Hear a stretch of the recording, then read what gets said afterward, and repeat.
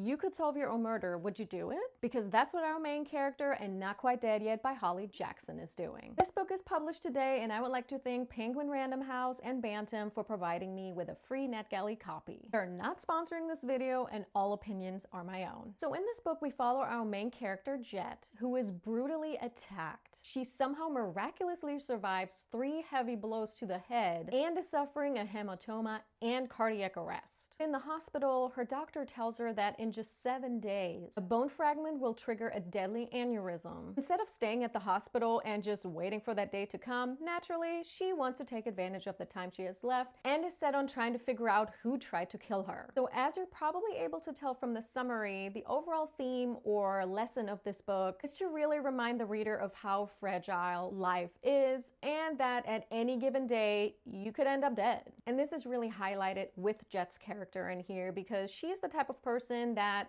tends to be a procrastinator and she always thinks she has time to do things later. And it appears that when she starts something, she's not really finishing it. Now with this race against time, she is determined to figure out who the murderer is. And Jet is part of a really wealthy family and all of the family members have secrets of their own. But back to the topic of hospital, what's a little bit unrealistic about this is that someone who survived an attack like that, such a brutal attack, would just be released no problem. And throughout the book, she's also doing some really physical things. But if she stayed at the hospital, we wouldn't really have a story, would we? But as the main character is extremely entertaining, she's super relatable and witty and so rude. But I mean, think about it. If you had 7 days to live, would you care what other people think of you or what you say to them, how you make them feel? Probably not. There was one scene in particular that really made me chuckle, and that's when she was trespassing at one of her family's construction sites. That was just peak snark. And what Holly Jackson is doing so well is that her writing is very captivating. She always writes in a way that really makes you want to turn the pages.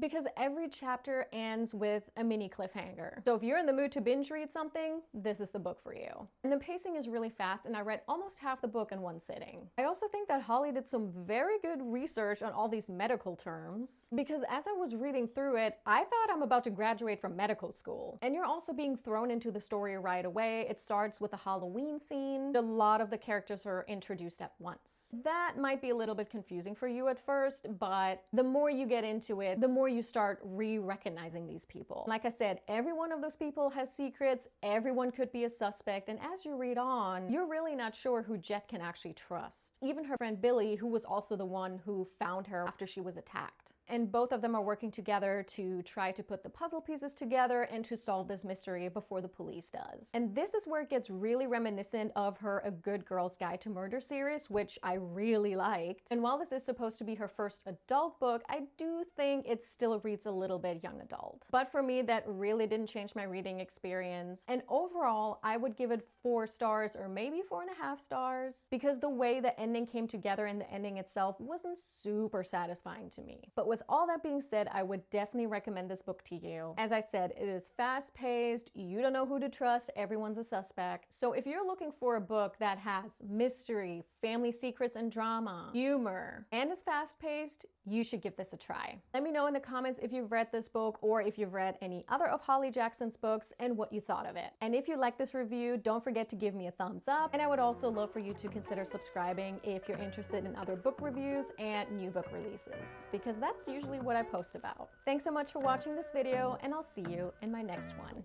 Bye.